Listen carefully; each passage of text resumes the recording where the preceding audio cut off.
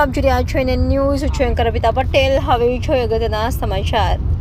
સુરતના લાલ દરવાજા ખાતે થયેલ હિટ એન્ડ રન મામલો। અકસ્માત કરનાર કાર ચાલકની મૈધરપુરા પોલીસે કરી ધરપકડ। ફૂલ સ્પીડમાં કાર ચાલકે બાઇકને ટક્કર મારી ફરાર થઈ ગયો હતો। બાઇક પર સવાર યુવક, તેની પ્રેગ્નન્ટ પત્ની અને બાળકી અકસ્માતમાં ગંભીર ઇજાગ્રસ્ત થયા હતા। ત્રણેયને સારવાર માટે સિવિલ હોસ્પિટલ ખસેડાયા હતા। ગત 10 ફેબ્રુઆરીના રોજ બની હતી ઘટના। સમગ્ર ઘટના સીસીટીવીમાં કેદ થઈ હતી। પોલીસે સીસીટીવીના આધારે આરોપીને પકડવા તપાસ શરૂ કરી હતી। પોલીસે અકસ્માત કરનાર નબીરો યુવક વરસાદ દિનેશ કુમાર શાહને ઝડપી પાડ્યો છે। NN news Surat. દર્શક મિત્રો, એનએન ન્યૂઝને લાઇક, શેર, સબસ્ક્રાઇબ કરો, બેલ આઇકન પ્રેસ કરો જેથી આપને નોટિફિકેશન્સ મળતી રહે। જી સાહેબ, મૈધરપુરા પોલીસ સ્ટેશન હદ વિસ્તારમાં તારીખ 10/2/25ના રોજ રાત્રિના Lal Darwaja main road PM Suzuki showroom પાસે ટુ વ્હીલર બાઇકમાં પતિ પત્ની નાની બાળકી જઈ રહ્યા હતા।